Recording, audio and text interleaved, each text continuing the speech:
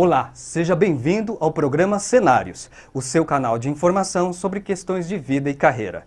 Quem não apresenta suas ideias com clareza ou defende mal seus argumentos enfrenta dificuldades, tanto na sala de aula como na vida pessoal e profissional.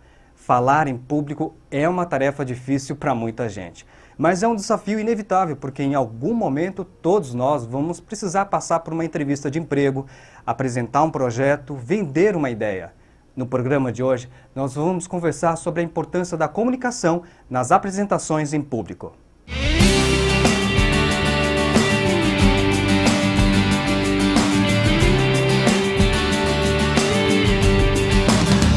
Atualmente, a comunicação eficaz se tornou uma habilidade necessária e almejada pela maior parte das pessoas.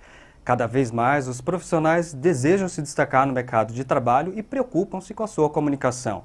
Não basta ter o conhecimento se não souber expor as ideias de forma clara. O programa Cenários de hoje recebe uma especialista no assunto, a Fernanda de Moraes. Ela é fonoaudióloga e consultora em comunicação. Tudo bom, Fernanda? Olá, Marcos, tudo ótimo. Muito obrigada pelo convite. Eu que agradeço.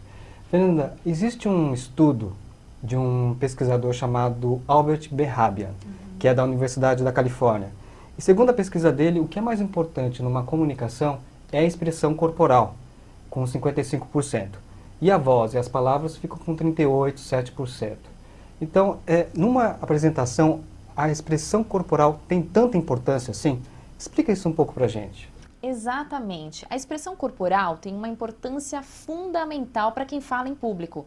Os gestos, a postura corporal, os meneios de cabeça, a expressão facial, o olhar, o sorriso, quando combinados com as palavras que usamos, a comunicação pode ser considerada como congruente. Corpo, voz e fala disseram a mesma mensagem no mesmo momento. Algumas pessoas me perguntam assim: ah, Fernanda, então eu posso falar de qualquer jeito, não preparar o meu assunto, o meu discurso, mas usar uma boa postura, impostar a voz e com isso eu garanto o interesse das pessoas? E a minha resposta, com certeza não, de jeito nenhum. Não dá para falarmos sobre um assunto que desconhecemos, por mais expressivos que sejamos. O principal é garantirmos o domínio deste assunto. Por que a porcentagem é baixa nessa pesquisa? Porque já é o fundamento, eu saber, eu dominar, eu conhecer sobre esse assunto. Porém, o assunto não é suficiente sozinho. Por exemplo, se eu chamo uma pessoa para falar 10 minutos sobre florais de Bach, ela nunca ouviu falar em florais de Bach, mas se expressa bem com o gesto, com a postura, provavelmente vai ser um fiasco essa apresentação, já que ela não tem o domínio do assunto. Por isso, a importância de sabermos muito bem para expressarmos de forma congruente, usando o corpo, a voz e as palavras. Todo mundo já deve ter tido um professor uma vez na vida que é expert no assunto, é o melhor naquele assunto, mas na hora de falar, anda repetidamente de um lado para o outro, usa uma voz monótona, olha um ponto abstrato no espaço, perde o contato visual com as pessoas. E qual é a tendência do público? É não dar atenção, começar a prestar atenção em várias outras coisas, como o que eu tenho para resolver, aquela ligação, a conta a pagar, menos no assunto em que ele está expondo. Daí a importância de corpo, voz e fala numa apresentação em público. Agora, existe um preparo antes de falar em público? Que tipo de orientação você poderia passar para quem está nos assistindo que precisa e quer falar bem em público? Existem vários cuidados bastante importantes e eu vou citar 3. O primeiro é conhecer muito bem o assunto, estudar,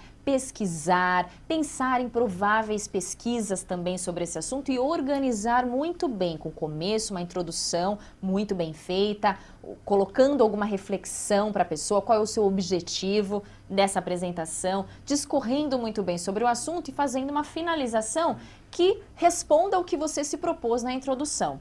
Em segundo lugar, observar, evitar algumas barreiras, as corporais e as verbais. Por exemplo, dentre as corporais, nós podemos citar coçar o nariz repetidamente durante uma apresentação. As pesquisas indicam que quando a gente fica ansioso, nervoso, ou às vezes até mentindo, existe um aumento da circulação sanguínea na face que faz com que a gente fique coçando muitas vezes o rosto. E isso pode ser um motivo de desatenção. Não só isso, mexer exageradamente nos cabelos, anéis, aliança, ajeitar o punho da camisa, a camisa para dentro da calça, enfim, são alguns ruídos na comunicação que podem tirar o interesse das pessoas. Ou às vezes até aqueles papéis, fica segurando o papelzinho na mão e começa a dobrar, manipular o papel, ou uma caneta, tampa de estampa, também tira a atenção das pessoas. A atenção fica nesse objeto. Sim, sim. E o conteúdo nunca, sempre nesses objetos, com certeza.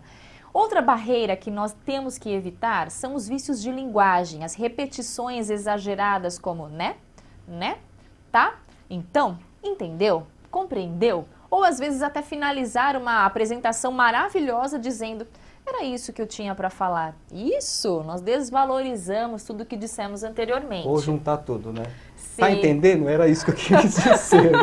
E finalizar assim muito bem a apresentação. E um outro cuidado bastante importante é a forma como falamos. Muitas vezes o jeito como eu falo aproxima ou afasta as pessoas de nós. Porque nem sempre é o que a gente fala que conta para a pessoa ficar magoada ou feliz, mas o como a gente fala. Hoje existem muitos estudos sobre o simbolismo sonoro. O que é o simbolismo sonoro? São as palavras que nós dizemos de acordo com a forma. Então, cada palavra tem uma intenção comunicativa e o nosso jeito de falar tem que combinar com essa intenção. Eu posso dizer para você assim: flor. Combina, Nossa, Marcos? nada. Nem um pouco. Porque é uma voz mais grave, uma expressão mais sisuda. É. E se eu disser assim, assassinato? Nossa. Você acha que combina? Sorrindo? De jeito nenhum. Ou seja, a forma como a gente cumprimenta as pessoas tem que combinar com o que a gente está falando. Então, se eu disser bom dia, Marcos, ou bom dia, Marcos, desejando para você um bom dia de verdade, com certeza a gente cativa muito mais as pessoas. Agora, para quem é tímido, né? Porque falar em público é um desafio para muita gente. Sim. Como que o tímido pode enfrentar muitas vezes essa barreira, e praticar isso no dia a dia? Como que ele pode fazer nesse momento? Primeiramente, é preparar o assunto, o conteúdo, saber muito sobre esse assunto. O melhor antídoto contra os brancos é o planejamento, é a preparação. Isso nos deixa mais à vontade, muitas vezes, para improvisar, porque eu sei muito bem o que eu estou falando. E outra coisa é observar, apresentar-se em frente ao espelho, observando os gestos, a postura, a forma como fala, filmar as apresentações, gravar em áudio e, com isso, até observando outros comunicadores, provavelmente todos os telespectadores que estão nos assistindo admiram alguns comunicadores. Ah, eu admiro fulano porque ele é simpático, é carismático. Já o ciclano, porque fala com segurança, com confiança. Observe isso nas pessoas e preste atenção na sua performance. Será que você demonstra também essa confiança, credibilidade, fala de forma convincente? E se mesmo observando esses recursos usados na comunicação, você sente que pode melhorar ainda mais, procure um curso de comunicação ou até uma assessoria individual voltada para apresentações em público. Falando nisso, você atende também muitos profissionais, empresas, não é? Sim. Qual o maior desafio enfrentado por essas pessoas que procuram a sua orientação? Nos cursos que eu ministro, nas assessorias individuais, o que eu mais percebo é a demanda de falar com clareza, de forma segura, confiante, usando bons argumentos. Muitas vezes esses profissionais, executivos, diretores, vendedores, enfim, uma série muito grande de profissionais, tem ideias sensacionais, tem tudo na mente, mas não sabe organizar muito bem, planejar as ideias e muito menos expor. Às vezes eu até falo, mas de uma maneira que não conquista, que não atrai, que não vende. Sem credibilidade, Sem muitas credibilidade. vezes. Não só nos argumentos, nas palavras nós vendemos as nossas ideias, mas com o corpo, com a voz, com a forma de falar. Então acredito que essa é a principal demanda, falar com clareza, com segurança. E agora, Fernanda, para quem está nos assistindo agora, que tipo de orientação você poderia passar para que a pessoa possa praticar essa habilidade, né? Porque é tão difícil para muitas pessoas enfrentar uma plateia, um grupo de pessoas. Como que ela pode praticar isso no dia a dia?